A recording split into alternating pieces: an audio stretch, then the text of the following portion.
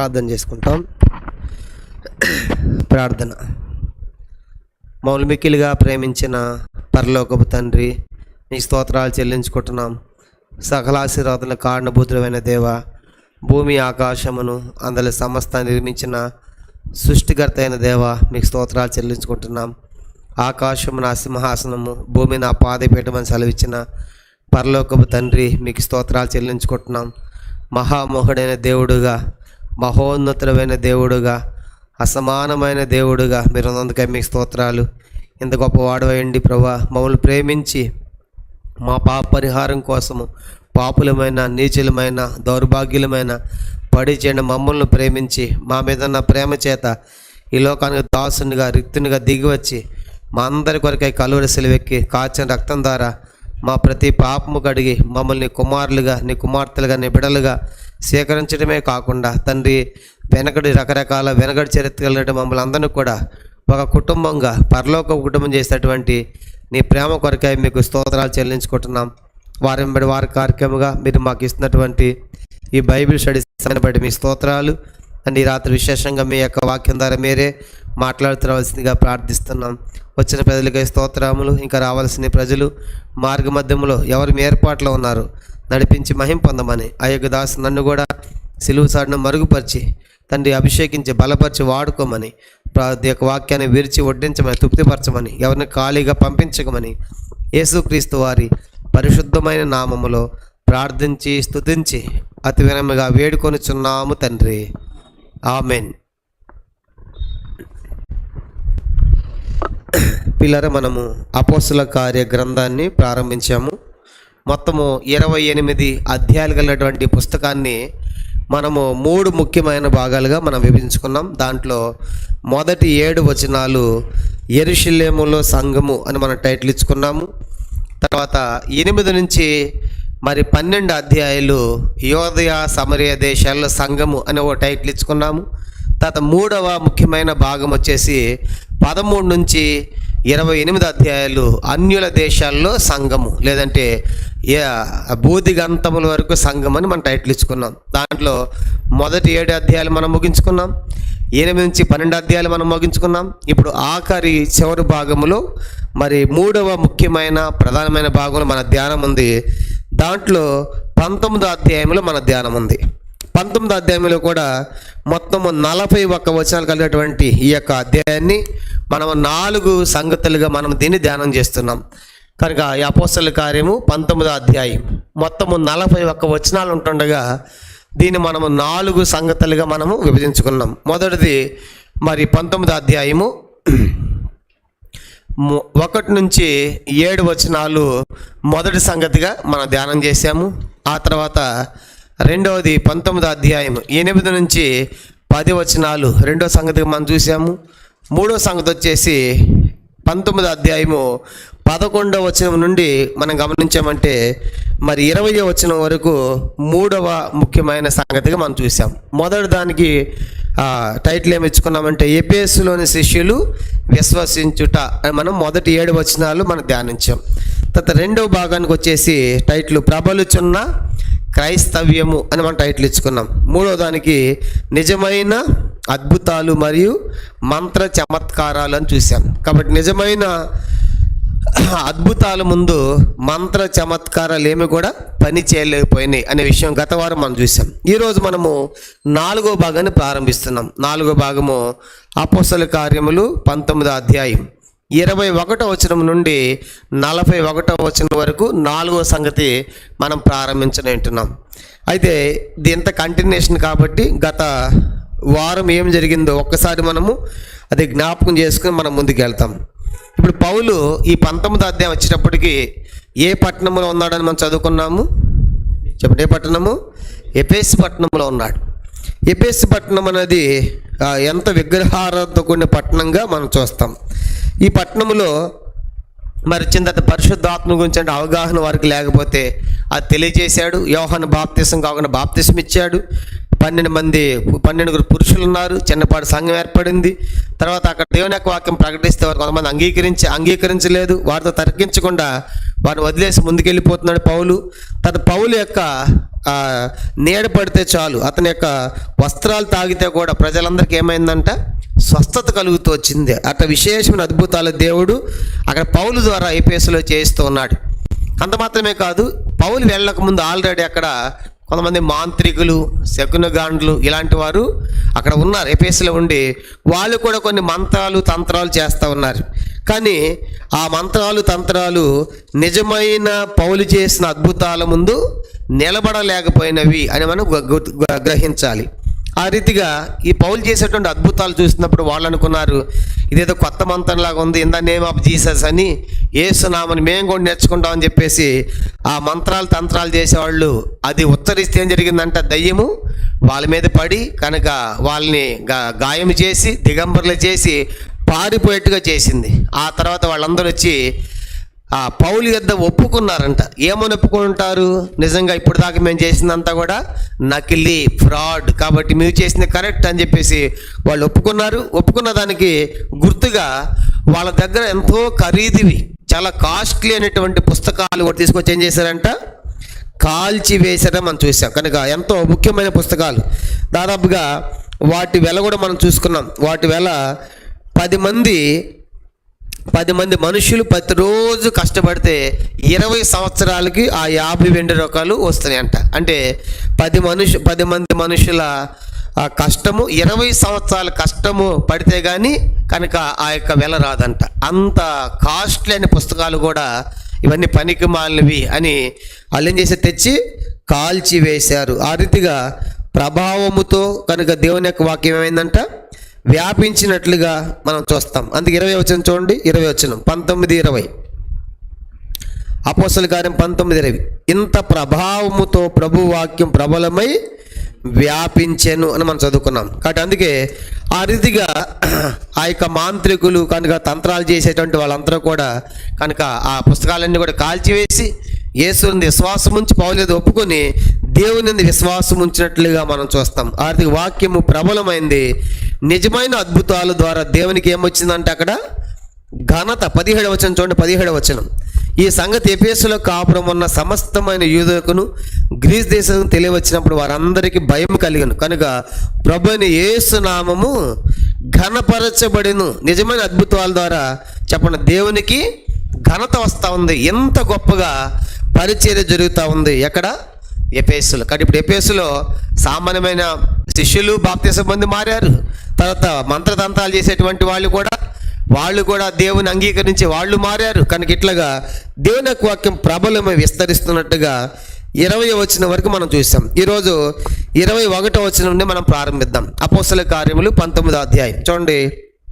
మనం మార్చి ఒకసారి ఈ వచనం మనం చదువుకుందాము. అపోస్తలుల కార్యం 19వ అధ్యాయము 21వ వచనం నుండి మనము 41వ వచనం వరకు మనం మార్చి చదువుకుంటాం. అపోస్తలుల కార్యములు 19వ అధ్యాయము 21 నుంచి మనం మార్చి 21 నేను చదువుతాను, 22 మీరు చదవండి.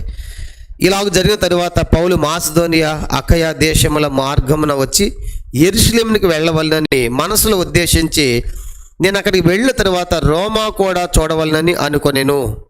అప్పుడు అతడు తనకు పరిచర్య చేయి వారిలో తిమోతి, ఎరస్తు అని వారినిద్దరిని మాసిదోనియాకు పంపి తాను ఆసియాలో కొంతకాలం నిలిచి ఉండెను.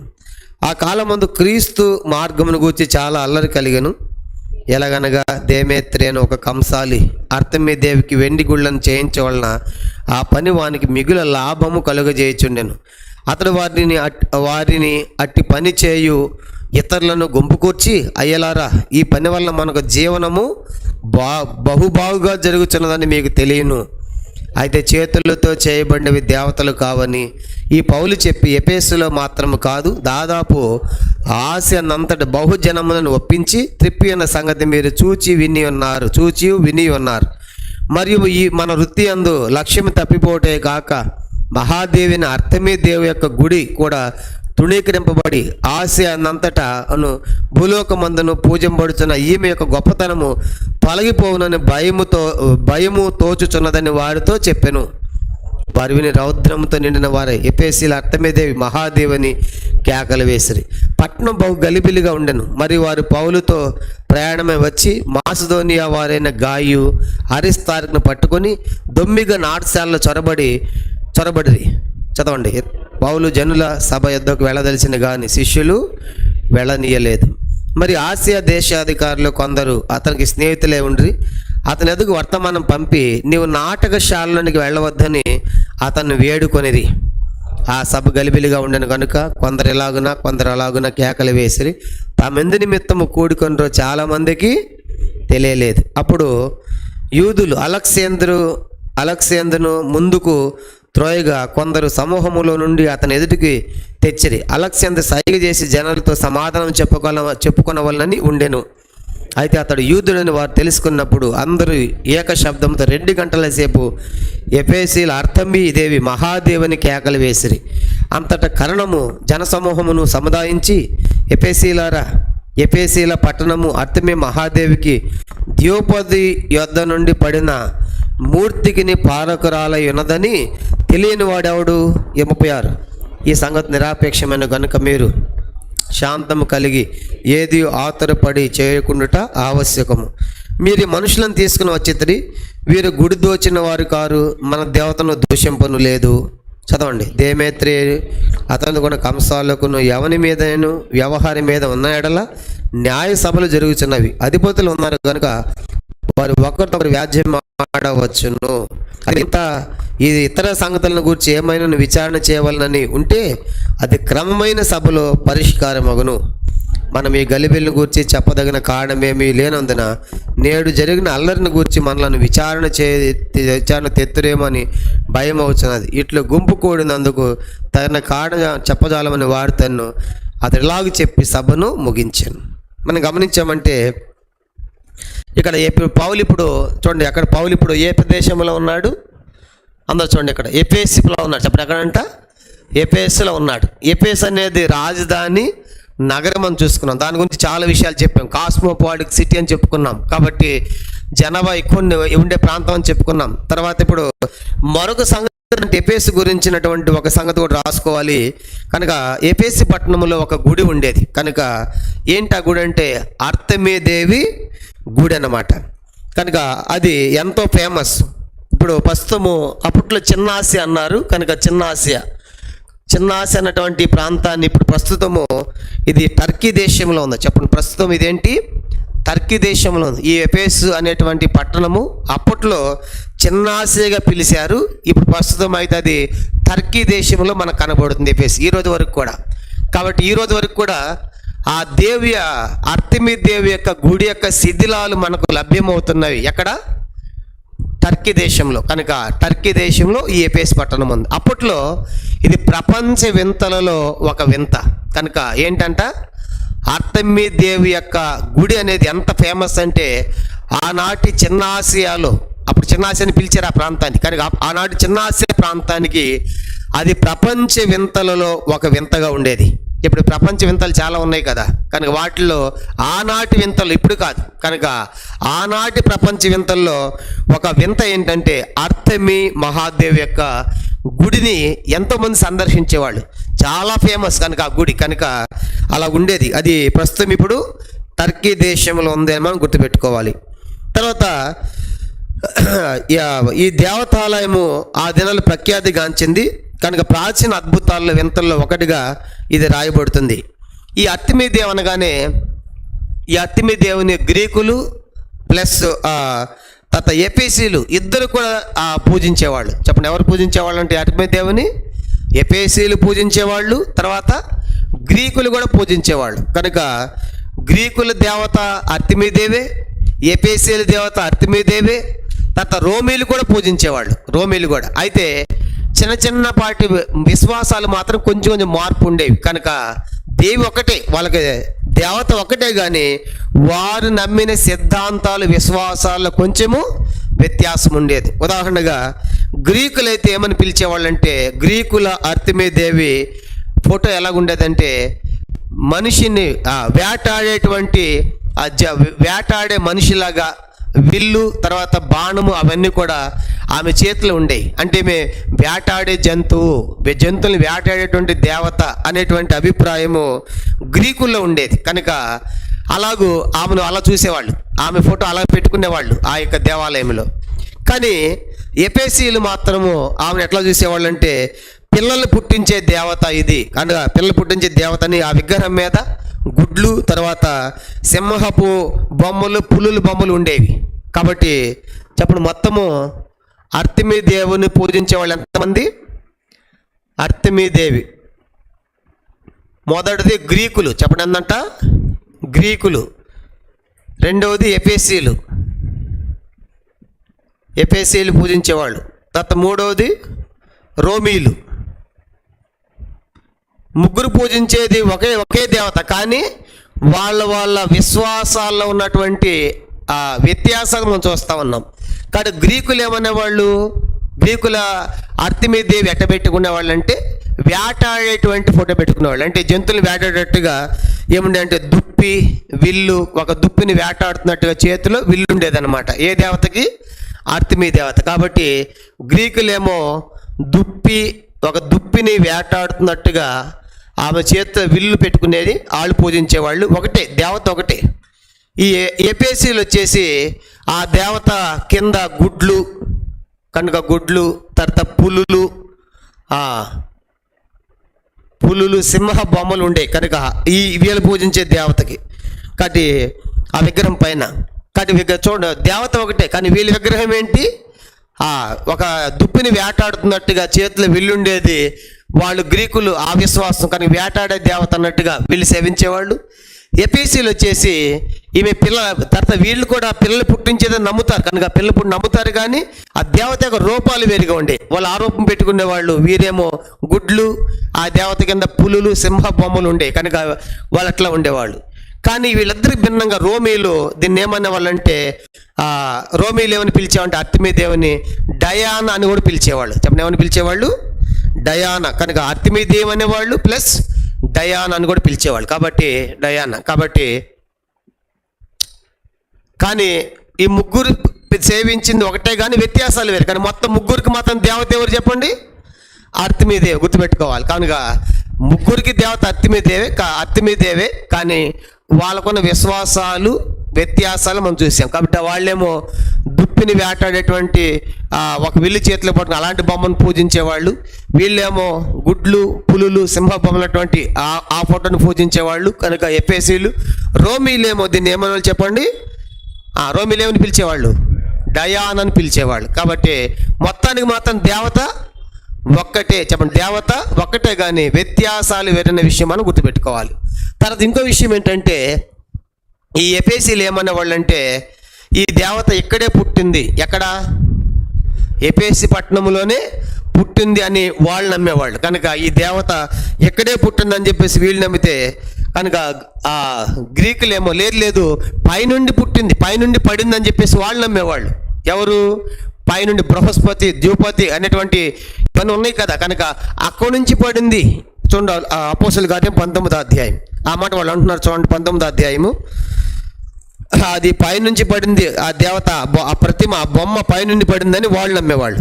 అపోస్తలుల కార్యం 19వ అధ్యాయము 35 చదువుదాం. 35 చూడండి, 35 చదవండి. 35 అంతటి కారణము జనసమూహమును సముదాయించి ఎఫెసీల పట్టణమును అర్తిమీ మహాదేవికిని ద్యూపతి యొద్ద నుండి పడిన మూర్తికిని. చూడండి, ఎక్కడి నుంచి పడిందంటే ద్యూపతి. కనుక ద్యూపతి, జూపిటర్ వీళ్ళంతా ఏంది? పైనటువంటి వాళ్ళు కాదు, అక్కడి నుంచి పడిందని చెప్పేసి చెప్పండి, ఎవరు నమ్మేవాళ్ళంట? గ్రీకులు. కనుక గ్రీకులు అనేవాళ్ళు. కనుక ఎఫెసీలేమో మా ఎఫెసీ పట్టణంలో పుట్టింది దేవత అని వీళ్ళు నమ్మితే, లేదు అవి పైనుంచి పడినటువంటి ఆ దేవత ప్రతిమ అని చెప్పేసి వీళ్ళు నమ్మేవాళ్ళు. కాబట్టి వీళ్ళేమో దీన్ని అర్తిమీ దేవి అనేవాళ్ళు, ప్లస్ ఏమని పిలిచేవాళ్ళు? ఇంకా డయానా అని కూడా పిలిచేవాళ్ళు. కాబట్టి ఇది ఎందుకంటే ఇప్పుడు ఆ పట్టణంలోకి వెళ్ళాం కాబట్టి, ఆ దేవి దగ్గరికి వెళ్తున్నాం కాబట్టి ఇది మనం గుర్తుపెట్టుకోవాలి. తర్వాత ఇంకో విషయం ఏంటంటే ఆనాటి పౌలు వెళ్ళేటువంటి సమయానికి అది చాలా ఫేమస్గా ఉంది, చాలా ఫామ్లో ఉంది. అంటే చాలామంది వెళ్ళేవాళ్ళు. చెప్పండి, దాన్ని దర్శించడానికి ఏం చేసేవాళ్ళు చెప్పండి? చాలా మంది ప్రపంచ వింతల్లో ఒకటంటే వెళ్ళకుండా ఉంటారా? కనుక చాలా ప్రఖ్యాతిగాంచింది టూరిస్ట్ ప్లేస్ ఏది? ఎఫెసు పట్టణం. దేనికోసం వెళ్ళేవాళ్ళు? ఆ దేవతల ఆ యొక్క గుడి ప్రపంచ వింతల్లో ఆనాటి వింతలు ఒకటి కాబట్టి చాలామంది దర్శించేవాళ్ళు. ఇప్పుడు చూడండి, కుంభమేళకి వెళ్తున్నారు కనుక అంటే వెళ్తున్నారు కుప్పలు తెప్పలుగా, కనుక తొక్కి ఇట్లా చచ్చిపోయినా అసలు ఏం జరుగుతుంది, ఏం చేస్తాం ప్రజలకు తెలియటం లేదు. వాడిపోతున్నాడు, నేను గడిపోతా, ఇద్దరు పోతున్నారు లాస్ట్కి. కనుక రాత్రికి రావట్లే. ఎంత భయంకరం చూడండి. కనుక ఆనాటి సమాజం కూడా అట్లాగే ఉండేది. కనుక ఇది ప్రపంచ వింతల్లో ఒకటి కాబట్టి వీళ్ళు కూడా మంచి పౌలు వెళ్ళే సమయానికి ఇది చాలా మంచి ఫామ్లో ఉందనే సంగతి మనం గుర్తుపెట్టుకోవాలి. ఇవంతా కూడా ఆర్తిమీదే గురించినటువంటి కొంత ఇన్ఫర్మేషన్ మీకు తెలియజేశాం కాబట్టి ఇది గుర్తుపెట్టుకోవాలి. కానీ ఆర్తిమీదేవి ఒకటే కానీ ఈ ముగ్గురు కూడా 3 రకాల అభిప్రాయాలు ఉండేవి అనే విషయం మనం జ్ఞాపకం పెట్టుకోవాలి. ప్రపంచ వింతల్లో ఒక ఆనాటి ప్రపంచ వింతల్లో చాలా ప్రాముఖ్యమైనది ఒక వింతగా ఇది ఉండేది. తర్వాత ఆనాటి వింతల్లో ఒక వింత ఉండటం కాకుండా చాలా ఫామ్గా ఉండే, చాలా దాన్ని ఏమంటారు, చాలా స్ప్రెడ్ అయిపోయింది. చాలామంది వచ్చేవాళ్ళు ఆ గుడిని దర్శించడానికి. ఇప్పుడు ఉందని చెప్పి ఇప్పుడు కూడా ప్రస్తుతానికి ఎక్కడుందని చెప్పుకుందాం చెప్పండి. ఎక్కడుంది? టర్కీ దేశంలో ఉంది. టర్కీ దేశంలో చిన్న చిన్న శిథిలాలు మాత్రం ఉన్నాయి గుడి ఇప్పుడు కూడా. కనుక పౌలు ఉన్నప్పుడు ఆ గుడి యొక్క శిథిలాలు ఇప్పటికి కూడా మనకు టర్కీ దేశంలో ఈ ఆర్తిమీదేవి లేదా డయానా యొక్క గుడి యొక్క రాళ్ళు చిన్న చిన్న పిల్లర్స్ లాంటివి ఇప్పుడు కూడా మనకి టర్కీ దేశంలో కనబడతాయి అని గుర్తుపెట్టుకోవాలి. సరే, ఇది ఆర్తిమీదేవి గురించినటువంటి కొంత ఇన్ఫర్మేషన్. ఇప్పుడు మన 21వ వచనం ప్రారంభిద్దాం. అపోస్తలుల కార్యం 19వ అధ్యాయం. ఇది ఎందుకు చెప్పానంటే ఇంత ఫేమస్ ఉన్నటువంటి ప్రాంతములు ఇప్పుడు ఏమొచ్చింది చెప్పండి? సంఘం వచ్చింది. కనుక పౌలు యొక్క అద్భుతాల ద్వారా కనుక మాంత్రికులు మారారు, కనుక శకులుగాండ్లు మారాడు. కనుక కారణం ఏంటి? ఎంత ఫేమస్ కనుక ఆ దినాల్లో. అలాంటిది ఇప్పుడు వాళ్ళు మారుతున్నారని మనం జ్ఞాపకం చేసుకుందాం. ఇప్పుడు 21వ వచనం అపోస్తలుల కార్యములు 19వ అధ్యాయం. అందరు చూడండి, 21 మనం ప్రారంభిద్దాం. ఇలాగ జరిగిన తరువాత పౌలు మాసిదోనియా అకయా దేశముల మార్గమున వచ్చి యెరూషలేమునకు వెళ్ళవలనని మనసులో ఉద్దేశించి నేను అక్కడికి వెళ్ళిన తర్వాత రోమా కూడా చూడవలనని అనుకొనేను. ఇప్పుడు పౌలు ప్రస్తుతం ఏ ప్రదేశంలో ఉన్నాడు చెప్పండి? ఏ ప్రదేశంలో ఉన్నాడు? ఎఫెసులో ఉన్నాడు. చెప్పండి, ఎఫెసులో ఉండి ఎక్కడికి పోవాలనుకుంటున్నాడు?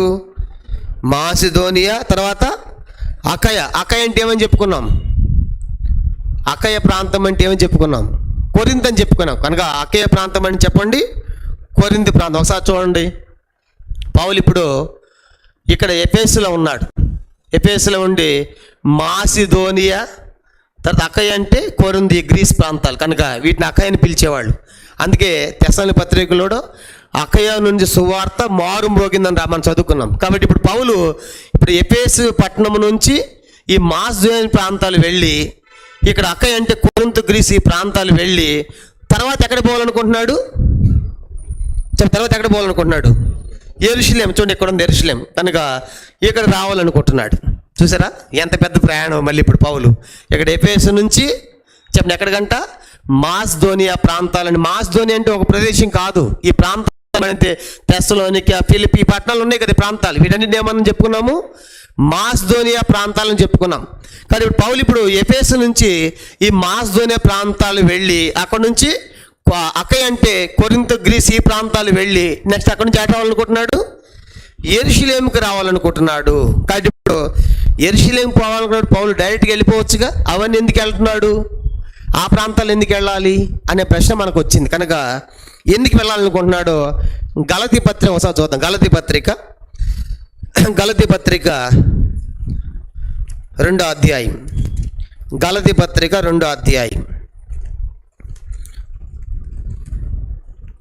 గలతీలకు రాసిన పత్రిక 2వ అధ్యాయము 8 నుంచి 10 వచనాలు మనం చదువుకుంటాం కలిసి.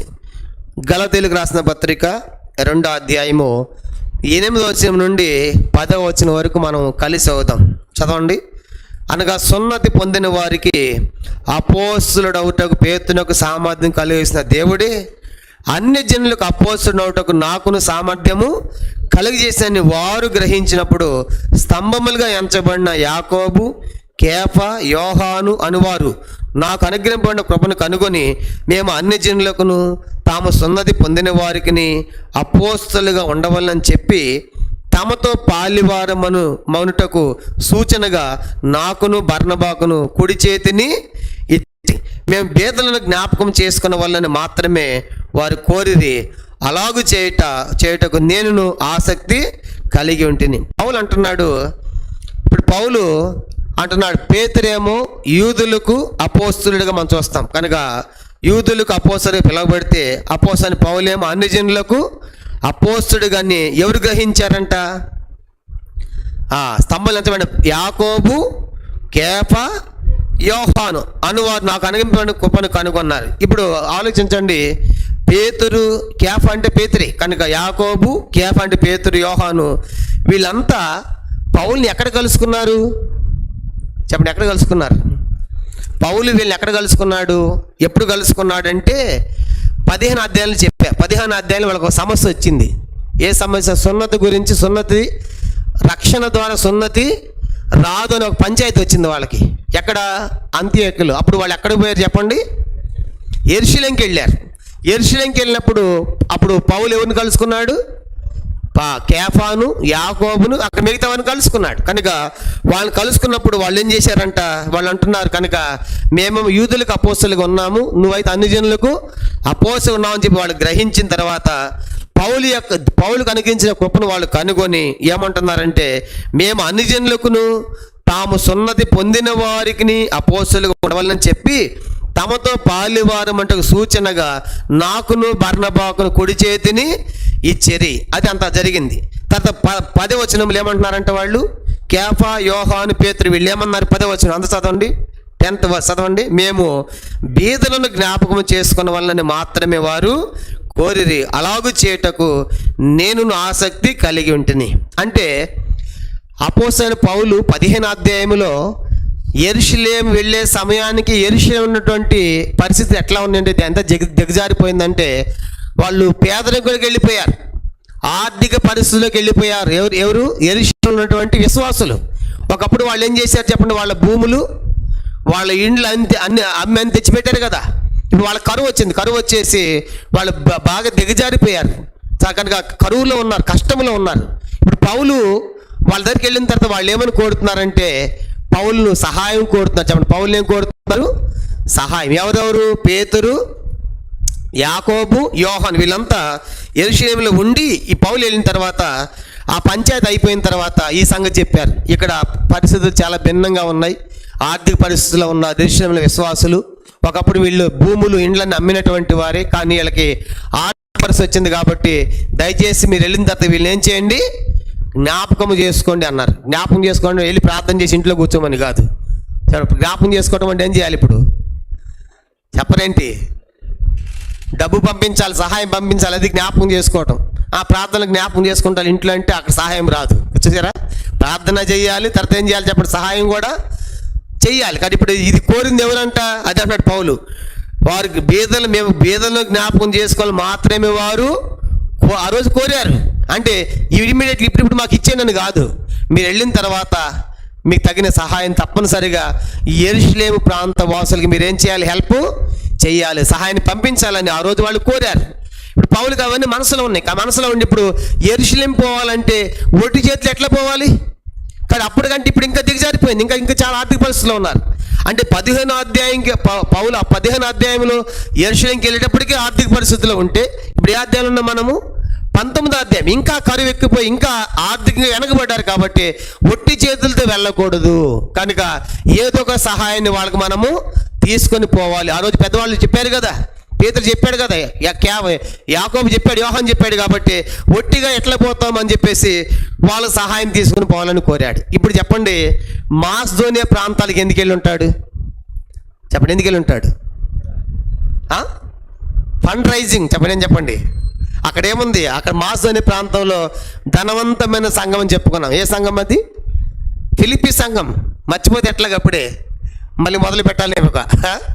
మర్చిపోవద్దు. 16 అధ్యాయంలో ఫిలిప్పీ పట్టణం అడుగు పెట్టారు. అది చాలా ధనవంతమైన సంఘం అని చెప్పుకున్నాం. అందుకే ఫిలిప్పీలు మాటికి పౌలుకి ఏం చేశారంట? సహాయం చేశారు. ఫిలిప్పీ అయితే రాస్తారు కదా. కనుక ఫిలిప్పీ సంఘము చాలా ధనవంతమైన సంఘం. అంటే ఆ ఒక్క సంఘమనే కాదు, కానీ అలాగ ఆ ప్రాంతాలను చుట్టేసి నేను యెరూషలేం పోతున్నాను, ఆడ మన సహోదరులే కదా, కనుక వాళ్ళు ఎట్లా ఉన్నారు, ఆ పేదరికములో ఉన్నారు, వాళ్ళకి మనం సహాయం చేయాలని ఆ ఫండ్ అంతా కలెక్ట్ చేసి కొంత మళ్ళీ అటు నుంచి కొరింథీ ప్రాంతానికి వచ్చి అక్కడ కూడా అవన్నీ కూడా కలెక్ట్ చేసుకుని ఇప్పుడు ఎక్కడికి వెళ్ళాలనుకుంటున్నాడు చెప్పండి, యెరూషలేం పోవాలనుకుంటున్నాడని మనం గుర్తుపెట్టుకోవాలి. ఇంత కథ ఉంది ఇప్పుడు దానికి, హీరో కూడా వచ్చిన దానికి. అర్థమైందా ఎందుకు ఇప్పుడు పౌలు డైరెక్ట్గా యెరూషలేం పోవట్లేదంటే? మనకు కూడా ఎవరైనా చెప్పారనుకోండి బాధ, ఇలా బాధలో ఉన్న బ్రదరంటే ఒట్టి చేతులు పోతే ఎట్లాగూ గట్టి చేతులతో పోవాలి, కనుక ఒట్టి చేతులతో దేవుని ఇంట్లో కనపడకూడదని వాక్యం ఉంది. కాబట్టి ఆ రీతిగా పౌలు ఇప్పుడు అందుకే 21వ వచనంలో ఎఫెసులో ఉండి ఇప్పుడు యెరూషలేంకి పోవాలనుకుంటున్నాడు, కానీ డైరెక్ట్గా పోకుండా ఇటు మాసిదోనియా ప్రాంతాలు వెళ్ళి అక్కయ్య అంటే కొరింథీ ప్రాంతాలు వెళ్ళి తర్వాత యెరూషలేం పోవాలనుకుంటున్నాడు. ఎందుకంటే అక్కడ ఆల్రెడీ సంఘాలు ఉన్నాయి, కొన్ని ధనవంతమైన సంఘాలు ఉన్నాయి, సహాయం చేయగలరు వాళ్ళు. కాబట్టి ఒకప్పుడు ఇంత గొప్ప సేవ విస్తరించిందంటే మొట్టమొదటి ఎవరు మన సహాయం చేసింది? యెరూషలేం విశ్వాసులే. వాళ్ళు ఇండ్లు అమ్మారు, భూములు అమ్మారు. కాబట్టి ఈరోజు వాళ్ళకి కష్టం వచ్చింది, కాబట్టి మనం ఏం చేద్దాం, వాళ్ళకి సహాయం చేద్దామని చెప్పేసి వాళ్ళ సహాయం తీసుకుని అవన్నీ చుట్టేసి యెరూషలేం రావాలనుకున్నాడు పౌలు. ఇప్పుడు 22వ వచనం 19వ అధ్యాయము అపోస్తలుల కార్యములు. అర్థమైంది అనుకుంటున్నాను. అర్థమైందా? అర్థం కాకపోతే అర్థమయ్యే వాళ్ళ దగ్గర కూర్చోండి, కనుక టైం ఇంకా చెప్పలేం, కనుక చాలా డీటెయిల్గా చెప్పాను, మళ్ళీ వినండి. కాబట్టి ఎందుకు పౌలు డైరెక్ట్గా ఎఫెసు నుంచి యెరూషలేంకి పోలేదంటే యెరూషలేంలో విశ్వాసులు ఆర్థిక పరిస్థితుల్లో ఉన్నారు, వాళ్ళ సహాయం కలెక్ట్ చేయడానికి, ఫండ్ రైజ్ చేయడానికి పౌలు మిగతా ప్రాంతాలు తిరిగి అక్కడికి వెళ్ళాలనుకుంటున్నాడని గుర్తుపెట్టుకోవాలి. నెక్స్ట్ ఇప్పుడు మరి పౌలు వెళ్తున్నాడంటే పౌలుని కాదంటే ఏం జరుగుతుంది? 21వ వచనం. ఇలాగ జరిగిన తర్వాత పౌలు మాసిదోనియా అక్కయ దేశంలో మార్గమున వచ్చి యెరూషలేమునికి వెళ్ళవలనని మనసులో ఉద్దేశించి నేను అక్కడికి వెళ్ళిన తర్వాత రోమా కూడా చూడవాలని అనుకున్నాను. 22 చదవండి. అప్పుడు తన పరిచర్య వారిలో తిమోతి, ఎరస్తు అను వారినిద్దరిని మాసిదోనియాకు పంపి తాను ఆసియాలో కొంతకాలము నిలిచాను. కానీ ఇప్పుడు ఆయన పోవటంలా మనసు అనుకున్నాడు. ఇప్పుడు ఎవరు పంపిస్తున్నాడు చెప్పండి? తిమోతిని ప్లస్ ఇంకా ఎరస్తు అనేటువంటి ఇద్దరు టీం అన్నమాట. పౌలుకి చాలామంది టీం ఉన్నారు, పౌలు ఒక్కడే కాదు. ఎందుకంటే గత వారం కూడా చెప్పా, పౌలు ఒక్కడే ఆసియా అంతా తిరగలేడు. పౌలు దగ్గర చాలామంది టీమ్స్ ఉన్నారు. పౌలు, బర్నబా, లూకా, తీతు, తర్వాత ఎరస్తు, గాయి, కనుక ఇలాగా ఎఫ్రా ఇలాగ ఎంతోమంది అనేక మంది పౌలు దగ్గర టీమ్స్గా ఉన్నారు. ఆయా ప్రాంతానికి పౌలు ఆయా వ్యక్తులను పంపించి వాడుకున్నట్టుగా మనం చూస్తాం. కానీ ఇప్పుడు ఒక మాట చెప్పాలంటే ఈ యొక్క కొరింథీ పత్రిక, మొదటి కొరింథీ పత్రిక రాసే సమయానికి చూడండి ఏమంటున్నాడు. మొదటి కొరింథీ పత్రిక ఒక మాట ఇక్కడ మీకు జ్ఞాపకం చేయాలి. మొదటి కొరింథీ పత్రిక 5వ అధ్యాయం, మొదటి కొరింథీ పత్రిక 5వ అధ్యాయము 9వ వచనం. మొదటి కొరింథీ పత్రిక 5వ అధ్యాయము 9వ వచనం. మొదటి కొరింథీ 5:9 చదువుదాము. జారులతో సాంగత్యం చేయవద్దని నా పత్రికలో మీకు రాసి ఉంటిని. పౌలు ఇది మొదటి కొరింథీ పత్రిక రాశాడు. మొదటి కొరింథీ పత్రిక రాసినప్పుడు ఏమంటున్నాడంటే మీరు జారులతో సాంగత్యం చేయవద్దని మీకు రాసి ఉన్నాను అన్నాడు. అంటే అర్థం ఏంటి? మొదటి కొరింథీ పత్రిక అంటే ముందుకు మరొక పత్రిక ఉండాలి, కానీ బైబిల్ అది మనకు లేదు, అందుబాటులో లేదు. కాబట్టి మొదటి కొరింథీ పత్రికే మొదటి పత్రిక కాదు. పౌలు ఏమంటాడంటే ఈ మొదటి కొరింథీ పత్రిక రాసే సమయానికి మీరు జారులతో సాంగత్యం చేయవద్దని నేను నా పత్రికలు రాసి ఇంటిని మొదటిసారి. కానీ ఇప్పుడు ఇది ఈ పత్రిక రెండో పత్రిక అన్నట్టు, కనుక ఈ రెండో పత్రిక అన్నట్టు. కానీ ఆ మొదటి పత్రిక మనకు అవైలబుల్గా లేదు, అందుబాటులో లేదు, దేవుడు అని మనకు పెట్టలేదు. మరి ఇలా కొన్ని ఉన్నాయి. కొలస్సీ పత్రిక 4వ అధ్యాయం చూడండి. అక్కడ కూడా ఒక మాట అంటాడు పౌలు. లవోదికి కూడా పత్రిక రాస్తాడు, లవోదికి అనే సంఘానికి కూడా. కొలస్సీ పత్రిక 4వ అధ్యాయం 16వ వచనం. కొలస్సీ పత్రిక 4వ అధ్యాయము, కొలస్సీలకు రాసిన పత్రిక 4వ అధ్యాయం 16వ వచనం చూడండి. 16 ఈ పత్రిక మీరు చదివించుకున్న తరువాత లవోదికియ వారి సంఘములోను చదివించుడి. లవోదికియాకును రాసి పంపిన పత్రికను మీరు చదివించుకొనుడి. ఇప్పుడు బైబిల్లో లవోదికియ పత్రిక ఎక్కడ ఉంది? ఉందా? లవోదికియ పత్రిక ఉందా? లేదు. కనుక చూసారా, అంటే లవోదికియ పత్రిక రాశాడు, కొంతమంది పండితుల అభిప్రాయం ఏంటంటే ఈ లవోదిక పత్రికయే ఎఫెసీ పత్రిక అయి ఉందని కూడా ఒక అభిప్రాయం ఉంది. కానీ ఒక అభిప్రాయం ఉంది కానీ ఇప్పుడు ఇక్కడ ఆలోచించాల్సి ఏంటంటే పౌలు మొదటి కొరింథీ పత్రిక రాసే సమయానికి మరొక పత్రిక రాసి ఉన్నాడని మనం గుర్తుపెట్టుకోవాలి. తర్వాత లవోదిక కూడా పత్రిక రాశాడు కానీ అది అందుబాటులో లేదు. అంటే పరిశుద్ధాత్మ దేవుడు మనకు కావాల్సిన వాటిని అందుబాటులో పెట్టాడు కాబట్టి అది కూడా మనం గుర్తించాలి. తర్వాత ఈ లవోదిక పత్రిక అందుబాటులో లేదు కానీ దీన్నే ఏ పత్రిక అని పిలుస్తున్నారు ఆ పండితులు అభిప్రాయము ఇదే ఎఫెసీ పత్రిక అయి కూడా ఉండవచ్చు అనే అభిప్రాయం కూడా ఉంది. తర్వాత పౌలు ఎఫెసీ పట్టణం నుండి ఈ మొదటి కొరింథీ పత్రిక రాశాడు. చెప్పండి, మొదటి కొరింథీ పత్రిక ఎక్కడి నుంచి రాశాడని చెప్పుకున్నాము? ఎఫెసు నుండి మొదటి కొరింథీ పత్రిక. తర్వాత మాసిదోనియా నుండి రెండవ కొరింథీ పత్రిక రాస్తాడు. చెప్పండి, మాసిదోనియా నుండి రెండవ కొరింథీ పత్రిక. ఎఫెసు నుండి ఏమో ఈ ఎఫెసులో ఉన్నప్పుడే పౌలు మొదటి కొరింథీ పత్రిక రాసి పంపాడు. తర్వాత మాసిదోనియాలో ఉన్నప్పుడు రెండో కొరింథీ పత్రిక రాశాడు. మాసిదోనియాలో ఉన్నప్పుడు రెండో కొరింథీ పత్రిక రాశాడు. ఆ తర్వాత మనం గమనించామంటే కొరింథీ నుండి రోమా పత్రిక రాశాడు. రోమా పత్రిక కొరింథీ నుండి పంపిస్తాడు. ఇది కూడా మీరు జ్ఞాపకం పెట్టుకోనండి. చెప్పండి, మొదటి కొరింథీ పత్రిక ఎక్కడి నుంచి రాయబడింది? ఎఫెసు నుండి. రెండో కొరింథీ పత్రిక ఎక్కడి నుంచి రాయబడింది? మాసిదోనియా నుండి. రోమపత్రిక ఎక్కడి నుంచి రాయబడింది? కొరింథీ నుండి అనే విషయం కూడా మనం గుర్తుపెట్టుకోవాలి. ఎందుకంటే ఇప్పుడు పౌలు ఆ ప్రాంతాలు పంపుతున్నాడు కొంతమందిని. చూడండి, మనం చదివండి రోమపత్రిక మొదటి అధ్యాయం. రోమపత్రిక మొదటి అధ్యాయము 13వ వచనం. రోమపత్రిక మొదటి అధ్యాయం 13లో ఈ సంగతి మనకు అర్థమవుతుంది. రోమపత్రిక మొదటి అధ్యాయం 13వ వచనం.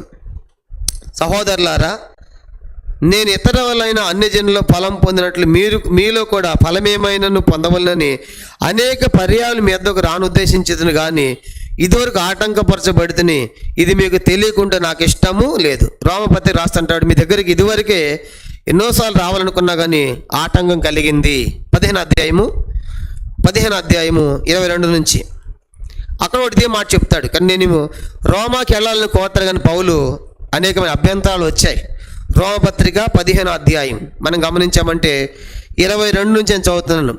రోమపత్రిక 15వ అధ్యాయము 22 నుంచి 29 దాకా రాసుకోండి. 22 ఈ హేతు చేతను మీ యొద్దకు రాకుండా, అంటే ఎక్కడ రాకుండా? రోమాకు రాకుండా నాకు అనేక పర్యాయములు ఆటంకం కలిగింది. ఇప్పుడైతే ఈ ప్రదేశంలో నేను ఇక సంచరించవలసిన భాగము లేదు కనుక అనేక సంవత్సరముల నుండి మీ యొద్దకు రావాలని మిక్కిలి అపేక్ష కలిగి నేను స్పెయిన్ దేశంలోకి వెళ్ళినప్పుడు మార్గముల మిమ్ము అంటే రోమాను చూసి మొదట మీ సహవాసం వల్ల కొంతమటుకు సంతృప్తి పొంది మీ చేత అక్కడికి సాగనింపబడుతుందని నిరీక్షించున్నాను. అయితే ఇప్పుడు చదవండి 25. ఇదంతా చదివింది 25. అయితే ఇప్పుడు పరిశుద్ధుల కొరకును పరిచర్య చేయొచ్చు యెరూషలేమునకు వెళ్ళుచున్నాను. చూసారా? కానీ యెరూషలేముకి ఎందుకు వెళ్తున్నాడు?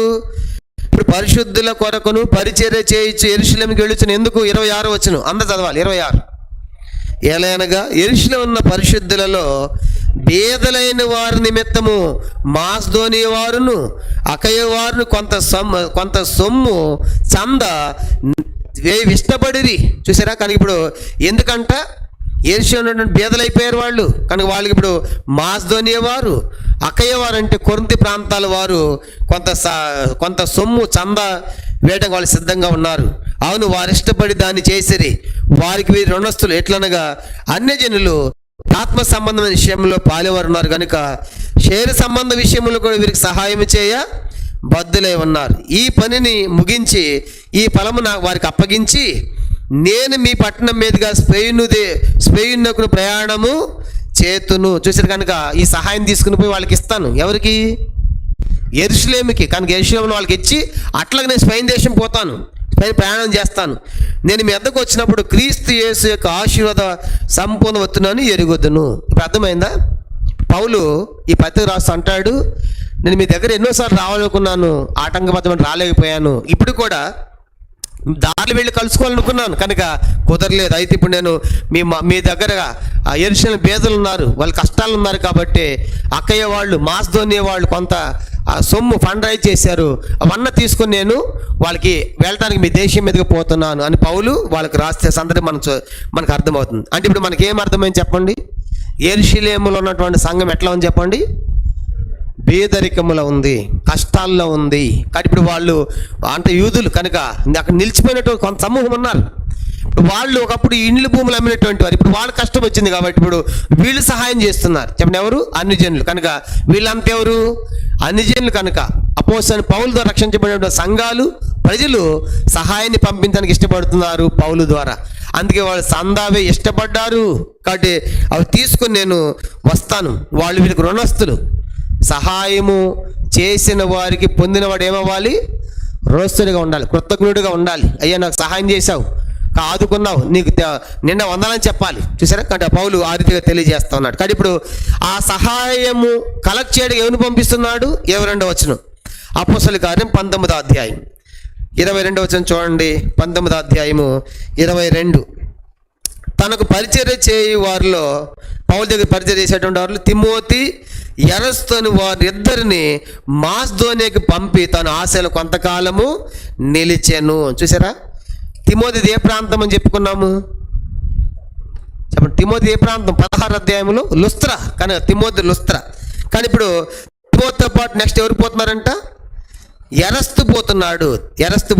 ఎరస్తు ఏ ప్రాంతం చెందినవాడు? రోమపత్రిక 16వ అధ్యాయం చూడండి. ఎరస్తు ఏ ప్రాంతం అంటే రోమపత్రిక 16వ అధ్యాయం 23వ వచనం. రోమపత్రిక 16వ అధ్యాయము 23వ వచనం చదివి చెప్పండి ఏ పట్టణము? రోమపత్రిక 16:23. నాకును యావత్ సంఘమునకు ఆతిథ్యమిచ్చి గాయు మీకు వందనము చెప్పుచున్నాడు. ఈ పట్టణపు ఖజానాదారుడగు ఎరస్తు మీ సహోదరుడు కర్వర్తుని మీకు వందనములు చెప్పుచున్నాడు. ఇప్పుడు చెప్పండి, ఏ పట్టణం అంట ఈయన ఏ పట్టణం చెందినవాడు? ఎరస్తు. రోమపత్రిక ఎక్కడి నుంచి రాశాడని చెప్పుకున్నాం మనము? రోమపత్రిక రాయబడింది ఏ ప్రాంతం నుంచి? కొరింథీ ప్రాంతం నుంచి. ఈ రాసినప్పుడు ఈ పట్టణానికి చెందినవాడు ఏ పట్టణం చెందినవాడు? కొరింథీ ప్రాంతానికి చెందినవాడు. చెప్పండి, ఏంటంట? కొరింథీ. కాబట్టి ఇప్పుడు లుస్త్రాకు చెందినవాడేమో తిమోతి అయితే, చెప్పండి ఎరస్తు ఏ ప్రాంతం చెందినవాడు? రోమపత్రిక రాసినప్పుడు చెప్తున్నాడు, రోమల పత్రిక రాస్తా ఈ ప్రాంతానికి చెందినవాడు అంటే అప్పుడు పౌలు ఎక్కడున్నాడని చెప్పుకున్నాము? రోమపత్రిక రాసినప్పుడు కొరింథీలో ఉన్నాడు. కాబట్టి అంటే ఇతడు కొరింథీ ప్రాంతానికి చెందినవాడు. చెప్పండి, ఎరస్తు ఏ ప్రాంతం చెందినవాడు? కొరింథీ ప్రాంతం చెందినవాడు. అందుకే ఇప్పుడు తిమోతిని పంపిస్తున్నాడు. మొదటి కొరింథీ పత్రిక 4వ అధ్యాయం 4వ అధ్యాయము 17వ వచనం. మొదటి కొరింథీ పత్రిక 4వ అధ్యాయము 17వ వచనం. ఇందు నిమిత్తము ప్రభు నందు నాకు ప్రియుడును నమ్మకమైన నా కుమారుడు తిమోతిని మీ యొద్దకు పంపి ఉన్నాను. కొరింథీలు రాస్తున్నాడు కనుక దేని పంపుతున్నాడు వాళ్ళని? ఇప్పుడు చెప్పండి, దేని పంపిస్తున్నాడు వాళ్ళని? వాళ్ళు పోతున్న ఉద్దేశం ఏంటి? తిమోతి, ఎరస్తు దేనికోసం పోతున్నారు? సహాయం కలెక్ట్ చేయడానికి పోతున్నారు. అందుకే ఇప్పుడు నేను తిమోతిని పంపుతున్నానని రాస్తున్నాడు. మొదటి కొరింథీ 16వ అధ్యాయం, మొదటి కొరింథీ పత్రిక 16వ అధ్యాయం 10వ వచనం. మొదటి కొరింథీ పత్రిక 16వ అధ్యాయము మనం గమనించండి. 10వ వచనం చూడండి. 16:10. తిమోతి వచ్చిన ఎడల అతని మీ వద్ద నిర్భయుడే ఉన్నట్లు చూచుకొనుడి.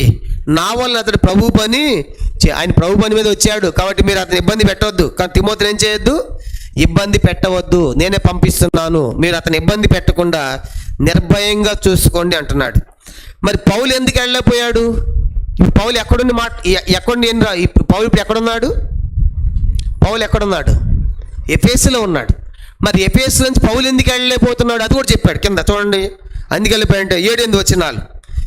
మొదటి కొరింథీ పత్రిక 16వ అధ్యాయం 7, 8, 9 వచనాల్లో పౌలు ఎందుకు వెళ్ళలేక వాళ్ళని పంపిస్తున్నాడు చెబుతున్నాడు. 16వ అధ్యాయము 7 నుంచి. ప్రభు సెలవైతే మీ యొద్దకు కొంతకాలం నిరీక్షించున్నాను కనుక ఇప్పుడు మార్గములో మిమ్మల్ని చూడటకు నాకు మనసు లేదు. ఇప్పుడు 9 అందరూ చదవండి.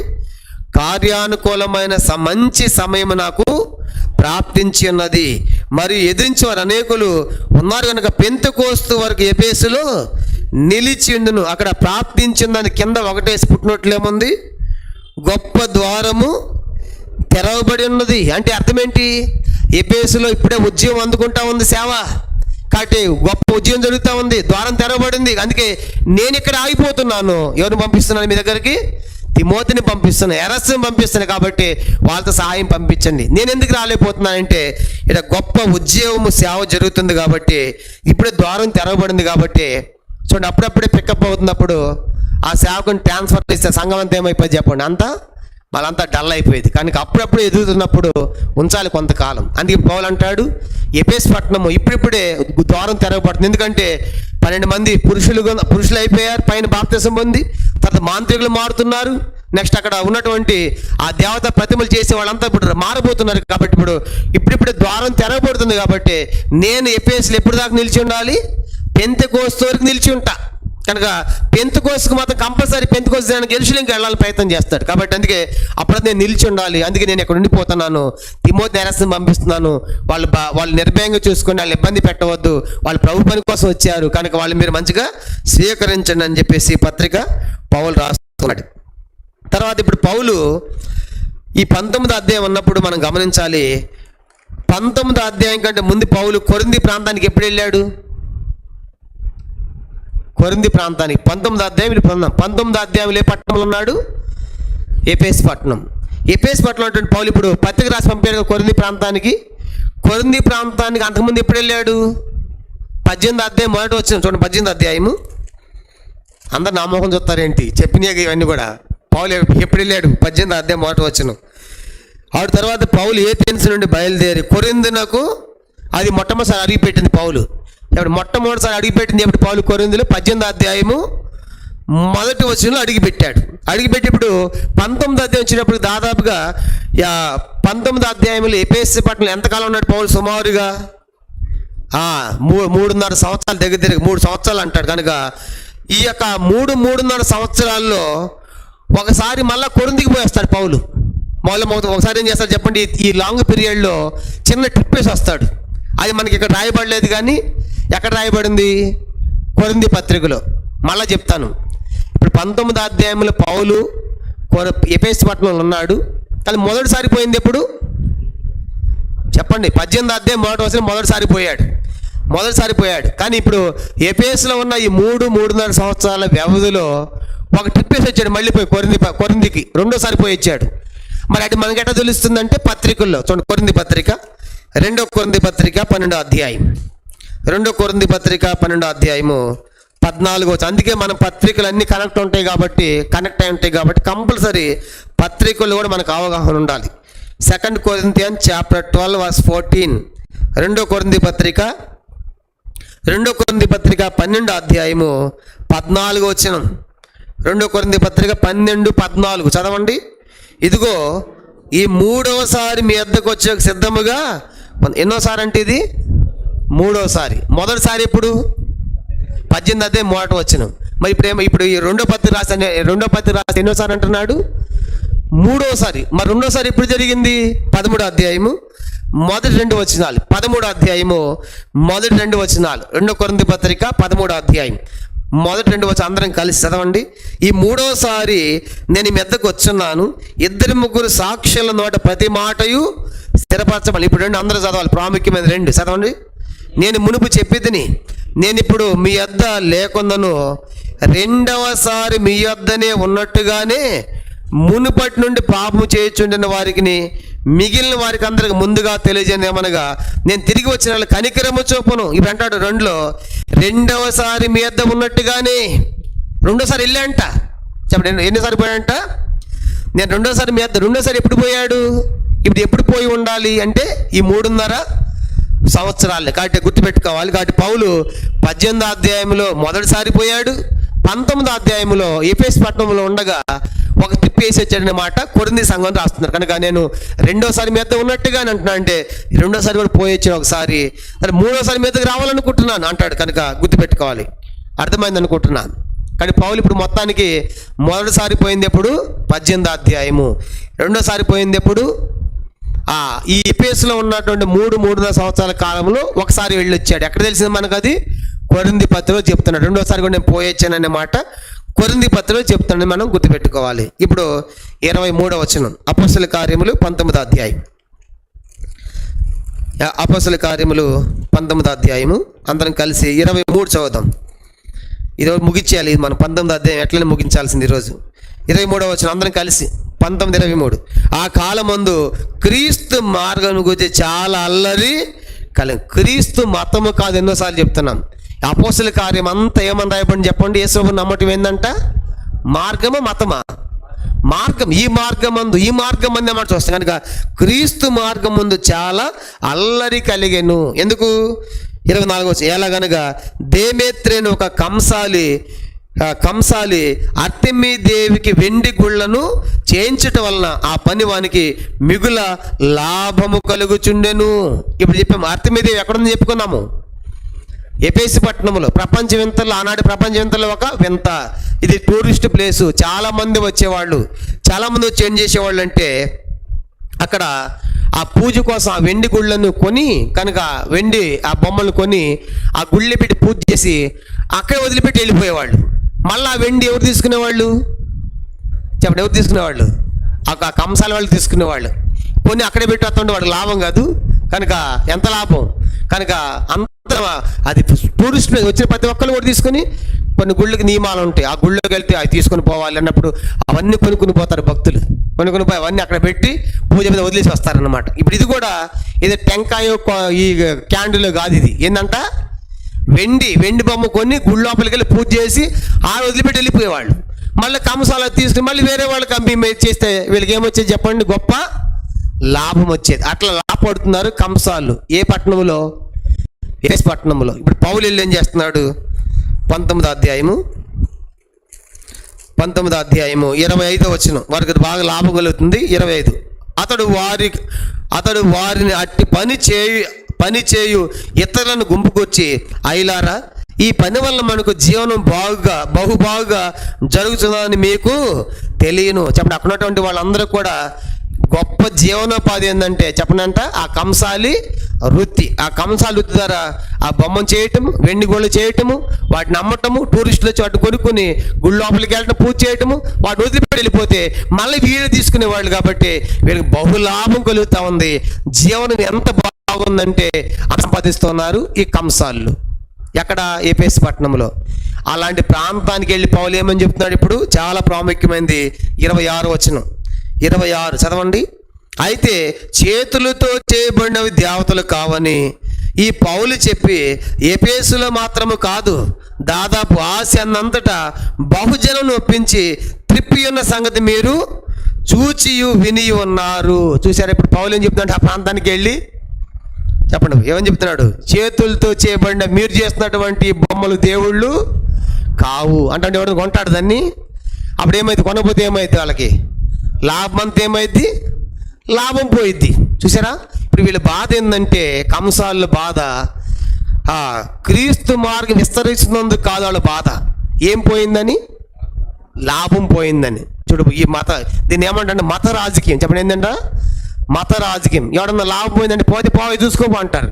ఇప్పుడు అందరిని గుమ్మిగూడి చెట్టు చేయాలంటే, అందరిని కూడగట్టాలంటే నాకు నష్టమైందంటే ఎవడు రాడు. మతం పేరు చేతి ఏం చేస్తాడు చెప్పండి? అరే మన మతం ఇక్కడ ఎలా అవుతుందంటే అందరూ కోరుకుంటాడు. ఇప్పుడు వీటి పని ఏంటంటే లాభం పోయిందనే బాధ, కానీ వాళ్ళు ఏది ప్రకటించుకుంటే మాకెందుకు అన్నట్టే ఉన్నారు. కానీ ఇప్పుడు లాభం పోతా ఉంది. పౌలు చేసే పని ఏంటి? మీరు చేతులతో చేయబడిన దేవుళ్ళు కావంటారు. అందరూ ఏమవుతున్నారంట? అందరూ తిరిగిపోతున్నారు. అందరూ దేవుని నమ్ముతున్నారు, వీటిని విడిచిపెడుతున్నారు. దాని ద్వారా ఏమవుతుందంటే మన దేవత యొక్క గొప్పతనం కూడా తగ్గిపోతూ ఉంది. కింద వచ్చి చూడండి 19వ అధ్యాయం. ఇంకేమవుతుందంట? అవి చెప్పుడు ద్వారా పౌలు ఆ మాట చెప్పాడు. తర్వాత 27వ వచనం. మరియు ఈ మన వృత్తి యందు లక్ష్యము తప్పిపోటేగాక మహాదేవైన అర్తెమీ దేవి యొక్క గుడి కూడా తృణీకరింపబడి ఆసియానంతటాను భూలోకమందును పూజించబడుతున్న ఈమె యొక్క గొప్పతనము తొలగిపోవునని భయము తోచుచున్నదని వాడితో చెప్పాను. కానీ ఇప్పుడు వీడు బాగా ఆలోచించాడు. కంసాలి వాడు ఆలోచించారే, అరే ఇవన్నీ కూడా ఎంత లాభం వస్తుంది మనకి. మనం బొమ్మలు చేస్తున్నాము, వాళ్ళు వస్తారు కొనుక్కుంటున్నారు, అక్కడ పూజ చేస్తున్నారు, వదిలేసి వెళ్ళిపోతే మళ్ళీ తెచ్చుకుంటున్నాం. మిగుల లాభం ఉంది, బహుజీవనోపాధి ఉంది. ఇప్పుడు పౌలు వచ్చి మీరు చేత చేసినవి దేవుళ్ళు కాదంటా ఉంటే అందరేమవుతుందా?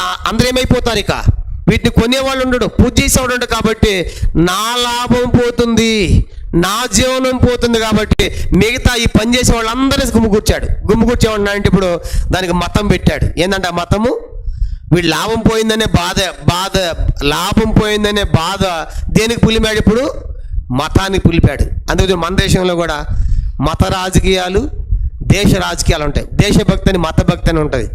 వాడు లాభం పోతూ ఉంటే వాడికి ఏముండదు. మతం అనగానే చెప్పండి, అందరూ ఏకమైపోతారు. చూసారా, మన మతం అనగానే ఇప్పుడు ఇక్కడ కూడా పోయింది వాళ్ళ లాభమే. కానీ మతం పెట్టాడు. మతం పెట్టగానే అందరూ ఏమైపోయారు చెప్పండి? అందరూ ఏకమైపోయారు. కానీ ఈ రోజు కాదు, ఆ రోజు కూడా మనం చూసామంటే ఊర్లో ఒకటికి ఏదో జరిగింది అనుకోండి, వాళ్ళ మాట ఎవడు వింటాం.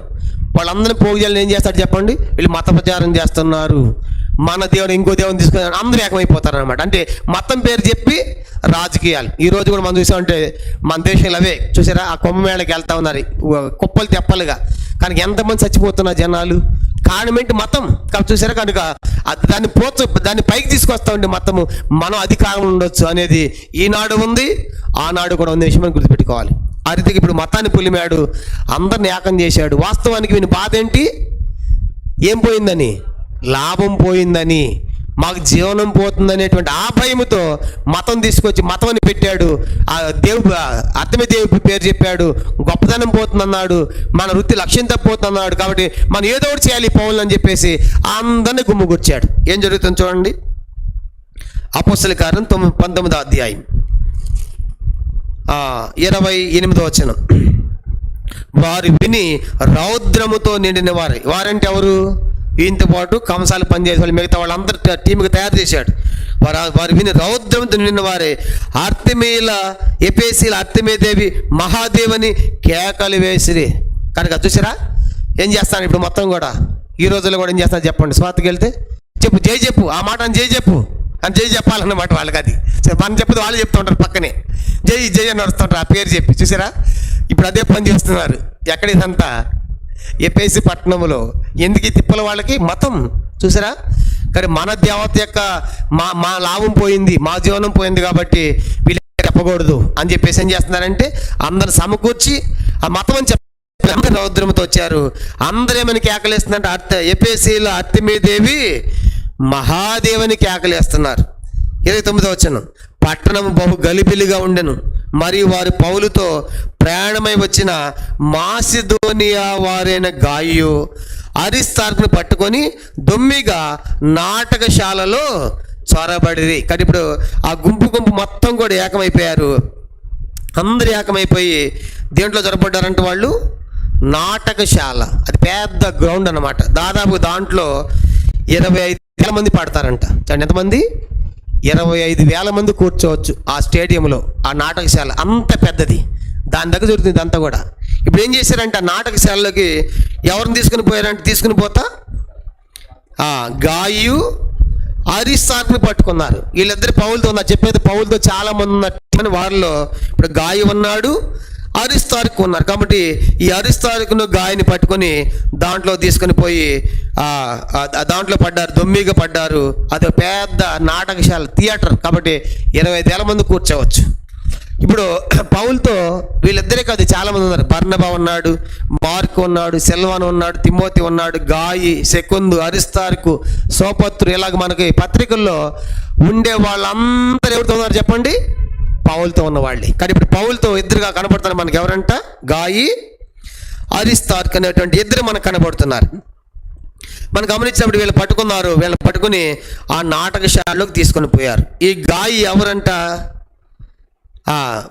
ఈ గాయి 29వ వచనం. మాసిదోనియా వారిని గాయను అరిస్తార్కును. ఇద్దరిది కూడా ఏ ప్రాంతం అంట చెప్పండి? ఇద్దరు ఏ ప్రాంతము? ఇద్దరిది మాసిదోనియా ప్రాంతమే, ఇద్దరిది ఒకే పట్టణమే. కనుక అరిస్తార్కుది గాయది కూడా. కాబట్టి వీళ్ళిద్దరిది కూడా ఒకే ప్రాంతం అని గుర్తుపెట్టుకోవాలి. తర్వాత బైబిల్లో మనకు మొత్తము 4 గాయలు కనబడతారు. గాయ అనేటువంటి పేరు మీద మొత్తం ఎంతమంది ఉన్నారు మనకు బైబిల్లో? 4 ఉన్నారు. చూడండి, మొదటి గాయ ఎవరండి? 1 కొరింథీ పత్రిక 1వ అధ్యాయం. మొదటి కొరింథీ పత్రిక 1వ అధ్యాయము 15వ వచనము, రోమపత్రిక 16వ అధ్యాయం 23వ వచనము. ఈ 2 వచనాలు రాయబడింది ఒకే వ్యక్తి. 1 కొరింథీ పత్రిక, మొదటి కొరింథీ పత్రిక, 1 Corinthians chapter 1, 1 కొరింథీ పత్రిక 1వ అధ్యాయం 15 వచనం చదువుతాము. 15th verse. నా నామమును మీరు బాప్తీసం పొందుతారని ఎవరని చెప్పుకున్నట్లు క్రిస్పుకునకును గాయకును తప్ప మరి ఎవరికి నేను బాప్తీసం గాయను అని చూస్తాం. కాబట్టి ఎవరి గాయి? కొరింథీయుడైన గాయి. చెప్పండి ఏంటంట? కొరింథీయుడైన గాయి. రోమపత్రిక 16వ అధ్యాయం 23వ వచనం. రోమపత్రిక 16:23. అతను కూడా కొరింథీయుడైన గాయే. రోమపత్రిక 16వ అధ్యాయం 23వ వచనం మనం చదువుతాము. రోమపత్రిక 16వ అధ్యాయం 23వ వచనం. నాకును యావత్ సంఘమునకు ఆదేశించిన గాయు మీకు వందనములు చెప్పుచున్నాడు. ఏ గాయి? గాయి నేను చెప్పాను కనుక ఈ రోమపత్రిక ఎక్కడి నుంచి రాశాడని చెప్పుకున్నాం మనము, కొరింథీ నుంచి. కాబట్టి ఇప్పుడు ఈ గాయి ఎవరు చెప్పండి? కొరింథీయుడైన గాయి అని రాసుకోవాలి. మొదటి గాయి ఎవరంటే కొరింథీయుడైన గాయి అని రాసుకోవాలి. కొరింథీ పట్టణపు వాడైన గాయి మొదటివాడు. రెండోది మనం చదువుకున్నాం అపోస్తలుల 19:29. ఆయన ఏ పట్టణం చదువుకున్నాము? మాసిదోనియా వాడైన గాయి. అపోస్తలుల కార్యం 19:29 మనం చదివేందాక. మాసిదోనియా వాడైన గాయి, ఆయన మాసిదోనియా పట్టణం. నెక్స్ట్ మరొక గాయి ఉన్నాడు. 20వ అధ్యాయం అపోస్తలుల కార్యములు 20వ అధ్యాయం 4వ వచనం. అపోస్తలుల కార్యములు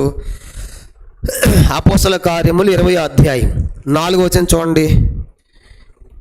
మరియు పుర్రు కుమారుడును బెరయా పట్టణస్థుడైన సోప్రతు తెస్సలోనికేలో అరిస్తార్కుని సెకుందును దెర్బే పట్టణమైన గాయు. చెప్పండి ఏ పట్టణం అంటే ఏంది?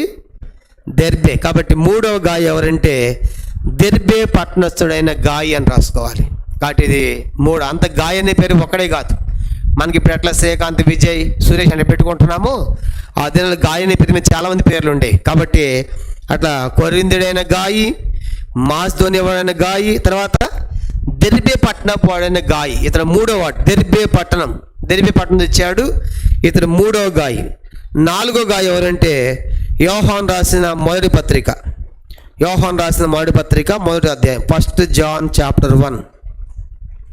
మొదటి యోహాను పత్రిక మొదటి అధ్యాయం. క్షమించండి, 3వ యోహాను. మొదటి యోహాను కాదు, 3. క్షమించండి, 3వ యోహాను పత్రిక. 3వ యోహాను పత్రిక మొదటి ఒకే అధ్యాయం కదా, మొదటి వచనం. 3 John చాప్టర్ ఒకే అధ్యాయం ఉంది, మొదటి వచనం. పెద్ద నేను సత్యమును బట్టి ప్రేమించి ప్రియుడైన గాయునకు శుభమని చెప్పి రాయినది. తర్వాత 3వ వచనం కూడా, నీవు సత్యమును అనుసరించి నడుచుకొనిచున్నావు గనుక సహోదరులు వచ్చి నీ సత్య ప్రవర్తన గురించి సాక్ష్యం చెప్పగా విని బహు సంతోషించి తిని. పౌలు ఈ యొక్క 3వ యోహాను పత్రిక రాస్తూ గాయకి ఏమంటున్నాడు చెప్పండి? 3వ యోహాను పత్రిక రాస్తూ గాయకి ఏమంటున్నాడు? నీ యొక్క సాక్ష్యాన్ని గురించి మేము విన్నాము అని చెప్తాను. ఏంటి ఆయన సాక్ష్యము? 5వ వచనం. 3వ యోహాను పత్రిక, యోహాను 3వ పత్రిక 5వ వచనం. ప్రియుడా, వారు పరదేశులైనను సహోదరులుగా ఉన్నవారికి నువ్వు చేసినదల్లా విశ్వాస తగినట్లుగా చేయుచున్నావు. ఇతనికి ఉన్నటువంటి గొప్ప మంచి లక్ష్యం కనపడుతుంది చెప్పండి? ఆతిథ్యము, విశ్వాసకు సహాయం చేయటం. ఈ వచనాలన్నీ కూడా ఏం తెలియజేస్తానంటే ఇతడు ఆతిథ్యము, సహాయము చేసేటువంటి వాడుగా మనకు కనపడుతున్నాడు, ఆతిథ్యం ఇచ్చేవాడుగా. కాబట్టి మనం ఏమని రాసుకోవాలంటే యోహాను గారి 3వ పత్రిక పొందిన గాయి అని రాసుకోవాలి. చెప్పండి ఏంటంటే యోహాను గారి 3వ పత్రికను పొందిన గాయి 4వ గాయి. కాబట్టి యోహాను గారి 3వ పత్రికను పొందినవాడు అని రాసుకోవాలి. కానీ ఇప్పుడు మొత్తము 4 గాయలు మనం చూసాం. మొదటి చెప్పండి కొరింథీయుడైన గాయి, రెండవదిగా మాసిదోనియా వాడైన గాయి, మూడవదిగా దెర్బే పట్టణస్థుడైన గాయి, 4వది యోహాను గారి 3వ పత్రికను పొందిన గాయి. అయితే ఇక్కడ ఇంకో చిన్న విషయం గుర్తుపెట్టుకోవాలి. కొంతమంది పండితుల అభిప్రాయం ఏంటంటే ఈ 3వ యోహాను పత్రిక పొందిన గాయి, కొరింథీయుడైన గాయి ఇద్దరికి కూడా ఒక అలవాటు ఏముంది? ఆతిథ్యం ఇవ్వడం. చెప్పండి ఏంటంట? ఆతిథ్యం. కానీ వీళ్ళిద్దరికి లక్షణాలు దగ్గరే ఉన్నాయి కాబట్టి బహుశా అతడే ఇతరై ఉండవచ్చు, అతడే ఉండవచ్చు అభిప్రాయం కూడా ఉంది. అది 50-50 అయితే అవ్వచ్చు, కాటే కాకపోవచ్చు, చెప్పలేం. కాటే అని పండితులకు అభిప్రాయం. అతడే ఇతర అయి ఉండవచ్చు అని ఒక అభిప్రాయం కూడా ఉంది. కొన్ని ప్రాంతాలు బట్టి చూస్తే మాత్రం కొంచెం వ్యత్యాసంగానే ఉంది. కాబట్టి ఇది మనం కన్ఫర్మ్ చేయలేము. కాబట్టి 50% అయ్యి ఉండొచ్చు, లేదంటే కాకుండా కూడా పోవచ్చు అని మనం గుర్తుపెట్టుకోవాలి. మనకి 4 గాయలు మనకు కనపడుతున్నారు. ఇప్పుడు మన ఏ గాయి 19 ఏ గాయి మాసిదోనియా అయినా గాయని పట్టుకున్నారు, అరిసని పట్టుకుని ఎక్కడ తీసుకుపోయారంటే వాళ్ళు నాటకశాలలోకి దొమ్మిగా పడి వాళ్ళు దొరికారు. పాపం వాళ్ళు పట్టుకుని లాక్కొని పోయారు నాటకశాలలోకి. ఏం జరుగుతుంది? 19వ అధ్యాయం అపోస్తల కార్యములు 19వ అధ్యాయం 19th చాప్టర్ చూడండి. లాక్కొని పోయారు వాళ్ళని, నాటకశాల చొరబడి 30వ వచనం 30. పౌలు జనుల సభ యొద్దకు వెళ్ళదలిచాను కానీ శిష్యులు వెళ్ళనీయలేదు. కానీ ఇప్పుడు పౌలు ఏం చేస్తున్నాడంటే ఆడికి వెళ్ళాలనుకుంటున్నాడు, జనుల దగ్గరికి వెళ్ళి మాట్లాడాలనుకుంటున్నాడు. కానీ శిష్యులు ఏం చేస్తారంట అంటే ఎందుకు వెళ్ళే? అయ్యా నీకు తెలియదు, వాళ్ళు మూర్ఖులు, వాళ్ళు రౌద్రంతో ఉన్నారు, ఉద్రేకంతో ఉన్నారు. నీవేమని చెప్పావు? మీ చేతితో చేయబడినటువంటి బొమ్మలు దేవుళ్ళు కావన్నావు. ఇప్పుడు వాళ్ళ మధ్యకి వెళ్ళామంటే వాళ్ళు సామాన్యులు కాదు కనుక మూర్ఖులు వాళ్ళు. ఆపని చెప్పేసి పౌలు ఆపేశారు శిష్యులు వాళ్ళ మధ్యకి వెళ్లకుండా. 30వ వచనం. మరియు ఆసియా దేశాధికారులు కొందరు అతనికి స్నేహితులై ఉండి అతని ఎదుగు వర్తమానం పంపి నీవు నాటకశాలలోనికి వెళ్ళవద్దని అతన్ని వేడుకొనిరి. కనుక చూడండి, ఆసియా దేశాధికారులు కొందరు ఎవరికి స్నేహితులంట? చెప్పండి, ఎవరికి స్నేహితులు? పౌలుకి స్నేహితులైన వారు ఎవరు? దేశ అధికారులు. అంటే పౌలు చెప్పిన మాటలు దేశాధికారులు నమ్మారు. కొంతమంది చూసారా, అధికారులు నమ్మారు. అందుకే వాళ్ళు కొత్త పంపిస్తున్నారు దేశాధికారులు. నువ్వు వాళ్ళ దగ్గరికి వెళ్ళొద్దు, ఆ మనుషులకు చాలా ప్రమాదం, డేంజర్, కాబట్టి నువ్వు వెళ్ళదు పోవాలని చెప్పేసి. అంటే ఇక్కడ మనం గుర్తుపెట్టుకోవాలి, పౌలు యొక్క బోధ ఎంత ప్రభావితం చేస్తుందంటే పరిశుద్ధాత్మ ద్వారా దేశాధికారులు వెళ్ళొద్దు అంటారంటే ఆల్రెడీ వాళ్ళు దేవుణ్ణి నమ్మారు కాబట్టి పౌలు నువ్వు వెళ్ళొద్దు అని చెప్తున్నారు. అంటే పౌలు యొక్క సేవ చూడండి ఎంత ఉద్యోగంతో జరుగుతుందంటే ఎఫెసులో ఆసియా దేశాధికారులు కూడా పౌలుగా సపోర్ట్ చేస్తున్నారు. ఏమంటున్నారు? ప్లీజ్ ఆడికి వెళ్ళొద్దా, నువ్వు ఇప్పుడు వద్దు వెళ్ళొద్దని వర్తమానం పంపిస్తున్నారు. అంటే దేశాధికారులను సైతము పౌలు యొక్క సువార్త సోదరు మార్చగలిగాడు. ఎంత శక్తివంతమైన సేవ పౌలు చేశాడో దీన్ని బట్టి మనం అర్థం చేసుకోవాలి. అధికారులే మారుతున్నారంటే పౌలు ఎంతగా వాళ్ళ సువార్త చెప్పి ఉండాలి. అందుకే ఆ దేశాధికారులు వర్తమానం పంపి నువ్వు నాటకశాలలోనికి వెళ్ళవద్దు అని వేడుకున్నారంట. 32వ వచనం. ఆ సభ గలిబిలిగా ఉండని గనుక కొందరు ఇలాగున కొందరు అలాగున కేకలు వేసిరి. తాము ఎందు నిమిత్తము కూడుకున్నారో చాలా మందికి తెలియలేదు. ఇప్పుడు అందరు న్యాయం చూడాలి. అందరు కూడుకున్నారు, అందరు కొడుకుని ఎఫెసీల పట్టణదేవి ఆర్తెమీదేవి మహాదేవి జై అంటున్నారు. అందరూ అంటున్నాడు. కొంతమంది వచ్చారు, అతడు ఎందుకు వచ్చాడో తెలియదు. అతడు ఎందుకు వచ్చారో కూడా ఏంటి సందర్భం ఏంటి ఎందుకు కొడుకునో తెలియదు. మనం కూడా చూడండి, సువార్త జరుగుతూ ఉంటే మధ్యలో డిస్కస్ అవుతా ఉంది, ఆ దారిని ఆపుతాడు. అసలు వాడికి ఏం జరిగిందో తెలియదు, ఆడొచ్చి జై అంటూ ఉంటాడు చూసారా. కానీ కొంతమందికి కూడుకున్నారు, ఎందుకు జరుగుతారు అసలు విషయం తెలియకుండానే దాంట్లో పాల్గొంటారు. కనుక ఇది సందర్భం ఏంటి, అసలు ఎందుకు కూడుకున్నారని ఆలోచించరు. ఇక్కడ కూడా ఆ సభకు వచ్చిన వాళ్ళు కొంతమందికి ఎటొచ్చారంటే వాళ్ళు తామెందు నిమిత్తము కూడుకున్నారు చాలా మందికి తెలియలేదు. తెలియకుండా జేనికి ఆకలేస్తున్నారు. తెలిసిన తర్వాత జేనికి ఆకలేసి అది వేరే సంగతి. నీకు తెలియకుండా చేయండి అంటే అర్థం ఏంటి? వాడు చేశాడు, నేను కూడా చేస్తా. మూర్ఖత్వం కాదు. కనుక ఏమంటారు దాన్ని? కనుక వాళ్ళు ఎందుకు కూడిన వాళ్ళకి తెలియదంట కొంతమంది. ఇప్పుడు ఏం జరుగుతుందంటే చూడండి 33వ వచనం 33. అప్పుడు యూదులు అలెగ్జాంద్రును ముందుకు త్రోయగా కొందరు సమూహములో నుండి అతను ఎదుటికి వచ్చి ఎదురు తెచ్చిరి.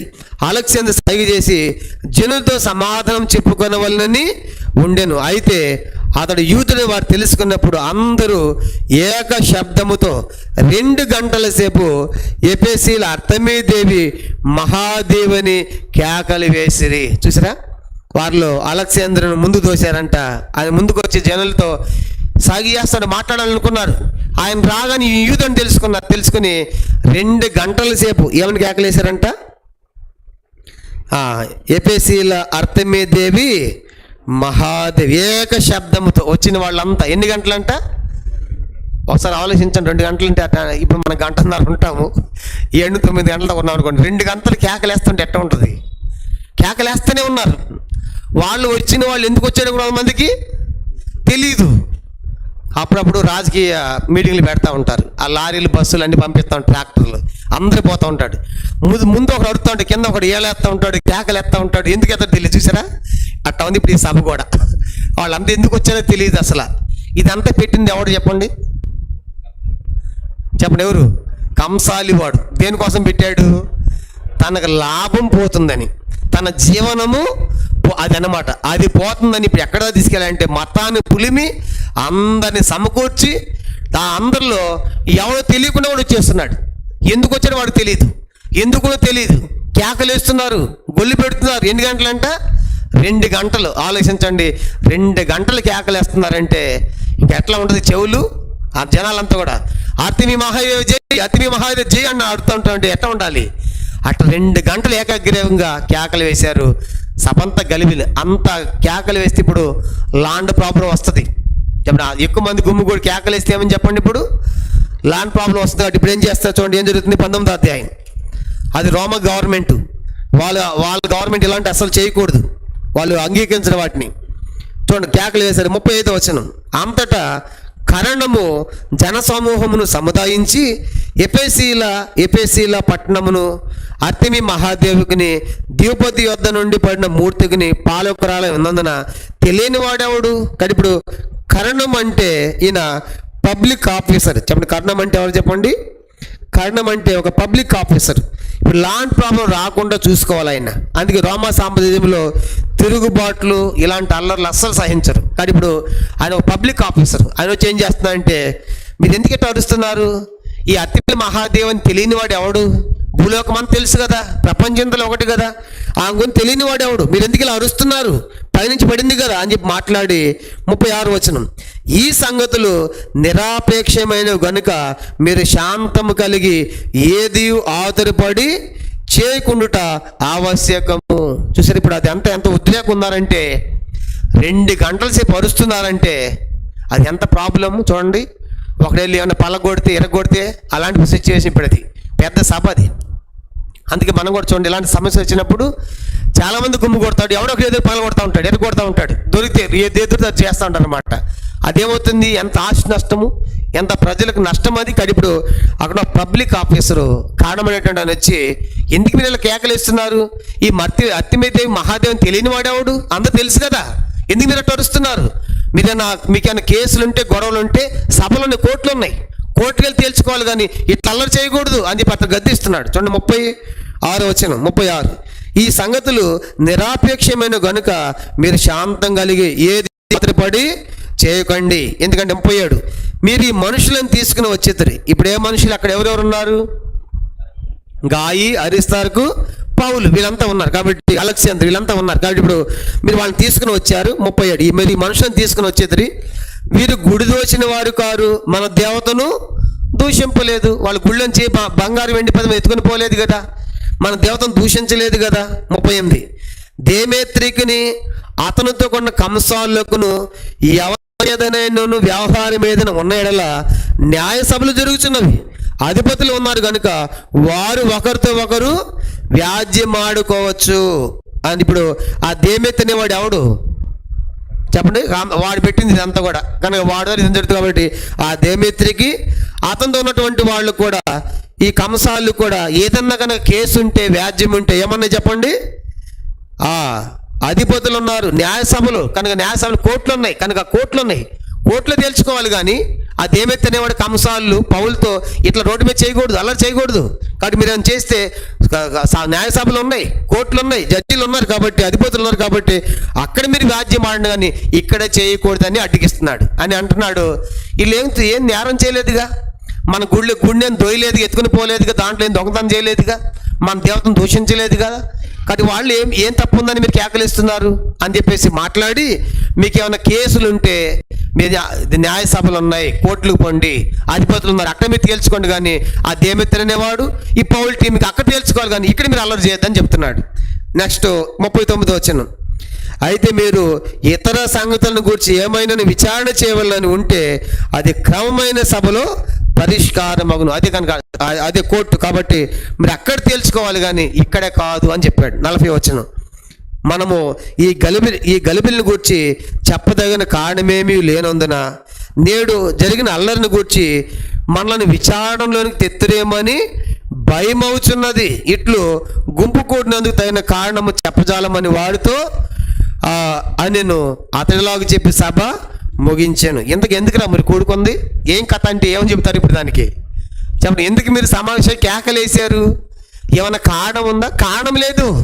కారణం లేక 2 గంటలు కేకలేసి ఇంత అల్లరి చేసి లాంటి ప్రాబ్లం తీసుకొచ్చి ఏం చెప్తాం మనం? కాబట్టి వాళ్ళు ఏం గుడి దోచిన వాళ్ళు కాదు, దేవతను దూషించిన వాళ్ళు కాదు. ఇప్పుడు మనకి ఇవన్నీ విచారణలు తెచ్చారనుకోండి, మనకు కష్టం అవుతుంది. ఏం చేయకుండా ఇంత సమస్య తీసుకొస్తారంటారు కాబట్టి మనం ఏం చెప్పాలి? కాబట్టి ఏం చెప్పజాలని చెప్పేసి ఏం చేశాడు? ఆ కారణము ఆ పబ్లిక్ ఆఫీసర్ సభను ముగించాడు. కాబట్టి ఇది 19వ అధ్యాయం మనం చూస్తాం. కాబట్టి ఈ రీతిగా అక్కడ కొంత అల్లరి జరిగింది. దేవుని యొక్క నామ నిమిత్తము వాళ్ళు దూషించబడ్డారు కనుక పౌలును వాళ్ళ టీం కూడా, అందుకే ప్రభు చెప్పాడు, నా నిమిత్తము చెడ్డ మాటల్లో పలికినప్పుడు మీరు ధన్యులు అని ప్రభు చెప్పాడు. పౌలుకి ఎంత ధైర్యం అంటే వాళ్ళ దగ్గరికి వెళ్ళాలనుకుంటాడు. చూడండి ఆ మాట 30 వచనం ఏమంటాడంటే, పౌలు జనుల సభ యొద్దకు వెళ్ళదలిచిన వాళ్ళంతా రౌద్రంతో ఉంటే, ఉద్రేకంతో ఉంటే మనమైతే ఏం చేస్తాం చెప్పండి? సువార్తలో ఉద్యోగం ఎంట పడతా ఉంటే ఏం చేస్తాం? వాళ్ళు ముందుకెళ్తావు, పారిపోతావా? నిజంగా చెప్పండి, పారిపోతాం. మాకేంత వెళ్ళిపోతాను ఇంక పౌరు అంటావు. పౌలు ముందుకెళ్ళాలనుకుంటున్నాడు. పౌలుకి ఎంత ధైర్యము! దేశాధికారులు పంపించారు పౌలు వెళ్ళొద్దని, శిష్యులు వద్దు అంటారు. కానీ పౌలు మాత్రం ఏమంటున్నాడు? నేను వాళ్ళ దగ్గరికి వెళ్తా అంటున్నాడు. పౌలుకి ఎంత ధైర్యం చూసారా? కాబట్టి మొత్తానికి ఈ దేమేత్రి అనేటువంటి వాడు ప్రతి సమాజంలో ప్రతి తరములో ఉంటాడు. చూసారా? వాడి పని కోసం ఏం పెట్టాడు చెప్పండి? ఇప్పుడు వాడు లాభం పోతుందని ఏం తీసుకొచ్చాడు? మతము తీసుకొచ్చాడు. వాడి జీవనం పోతుందని మతానికి పులిమి వాడు సపోర్ట్ లేదు కాబట్టి అందరు సపోర్ట్ చేయాలంటే నాకు లాభం పోయిందంటే మేమేం చేస్తామంటారు. కానీ మన దేవత మన మతం అంటే ఏం చేస్తారు చెప్పండి? అందరూ కలుస్తారు. కానీ ఇప్పుడు మతాన్ని తీసుకొచ్చాడు. కానీ ఈ దినాల్లో కూడా దేశంలో అదే ఉంది కనుక మత రాజకీయాలు, తర్వాత దేశం పేరుతో రాజకీయాలు, కనుక దేశభక్తితో రాజకీయాలు చూసారా? కనుక అవి ఈనాడే కాదు ఆనాడు కూడా ఉన్నాయి. కాబట్టి వాడి లాభం కోసము వాడు గుళ్ళకి లాభం పోతుంది కాబట్టి తీసి పెట్టాడు. ఆ లాభం వస్తూ ఉంటే మీరేమన్నా చేసుకోండి, మాకేం ప్రాబ్లం లేదు. కానీ ఇప్పుడు మా లాభం పోయింది కాబట్టి ఇప్పుడు మతం తీసుకొచ్చాడు. మతాన్ని తీసుకొచ్చి ఈ మార్గానికి హింస కలుగు చేశాడు. ఇలాగా పెద్ద అల్లరి జరిగింది ఎఫెసులో. ఎక్కడ అల్లరి జరిగిందో అక్కడ గొప్ప సేవ కూడా జరిగిందా లేదా? మాంత్రికులు మారారు లేదా? కాబట్టి అంటే మనం ఏం నేర్చుకోవాలి? ఎంత అల్లరి జరుగుతుంది అక్కడ అంత సేవ కూడా జరుగుతుంది. ఎంత అభ్యంతరం ఉంటుందో అక్కడ అంత విస్తరణ కూడా ఉంటుంది. అందుకే ఎప్పుడు మనకు సమస్యలు రాకూడదని మనం ప్రార్థన చేయకూడదు. సమస్యలు వస్తూనే ఉంటాయి, సమస్యల్లో సేవ జరుగుతూనే ఉంటుంది. కాబట్టి సమస్యలు రాకుండా సేవ లేదు, సేవ లేకుండా సమస్యలు రావు అని మనం గుర్తుపెట్టుకోవాలి. రెండు ఉంటాయి కనుక సేవ ఉంటుంది, సమస్యలు ఉంటాయి. కానీ ఇప్పుడు అక్కడ ఏపీఎస్లో ఒకవైపున ఉద్యమంతో సేవ జరుగుతూ ఉంది, మరొక వైపున సమస్యలు రాజుకున్నాయి. కానీ ఇప్పుడు 21 నుంచి 41 వచనానికి ఒక టైటిల్ రాసుకుని మనం ముగిచ్చేద్దాం. రాసుకున్న టైటిల్ ఏంటంటే 21 నుంచి 41 వచనానికి ముందు టైటిల్ రాసుకుందాము. క్రైస్తవ్యం ముందు తలదించు అబద్ధ విశ్వాసాలు అని రాసుకుందాం. క్రైస్తవ్యం ముందు తలదించు అబద్ధ విశ్వాసాలు.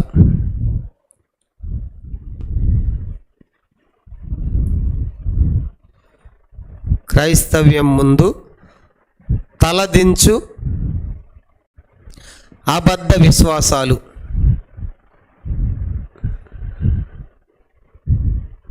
ఇది 4వ సంగతి. కాబట్టి దీంతో 19వ అధ్యాయం మనం ముగించాం. 19వ అధ్యాయం మొత్తం మనకు 4 భాగాలని చెప్పాం. మొదటి 7 వచనాలకు ఏమని టైటిల్ ఇచ్చుకుందాం మనము? ఎఫెసులోని శిష్యులు విశ్వసించుట. మొదటి 7 వచనాలు.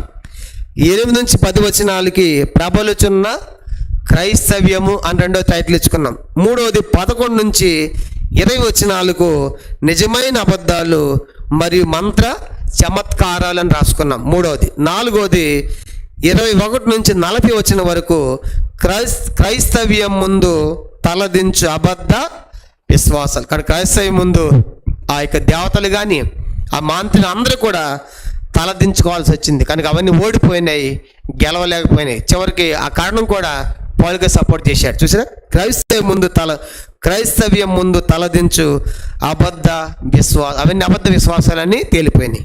దీంతో 19వ అధ్యాయం మనం ముగించాం. ఇంకా ప్రభు చిత్తం అయితే వచ్చే వారంలో 20వ అధ్యాయాన్ని మనం ప్రారంభిస్తాం. 20 అంటేగా 8 అధ్యాయాలు ఉన్నాయి, 8 చాప్టర్స్. కాబట్టి ఆ 8 అధ్యాయాలు ముగిస్తే మనకు అపోస్తలుల కార్యం దగ్గర పడుతుంది. కనుక దీంతో 19వ అధ్యాయం పూర్తిగా సమాప్తము. వచ్చే వారము 20వ అధ్యాయాన్ని మనం ప్రభు చిత్తం అయితే ప్రారంభిద్దాం. ప్రార్థన చేసుకుంటాం. ప్రార్థన. మోకరించండి.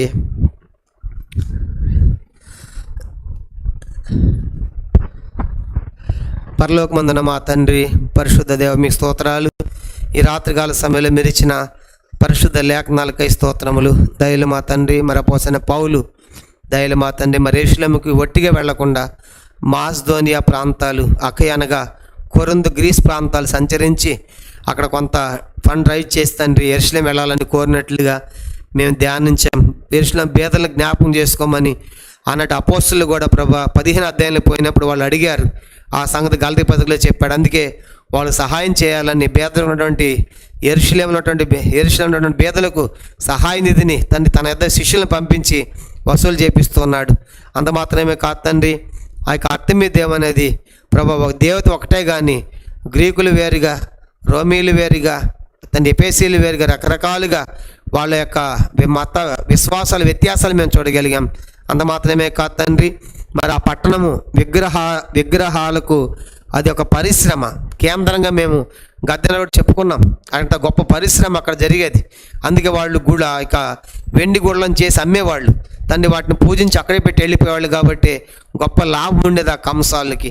అందుకే తండ్రి పౌలు వెళ్ళిన తర్వాత మీరు చేత్తో చేయబడే దేవతగా చెప్పిన కారణం చేత ప్రభా మా లాభం పోతుంది, మా జీవనం పోతుందని మతాన్ని అంటగట్టి, మతం అనే దాన్ని పులిమి తండ్రి అందరిని కూడగట్టి గొప్ప అల్లరి సృష్టించారు ఆనాటి కంస అనేటువంటి డెమెత్రి అనేవాడు.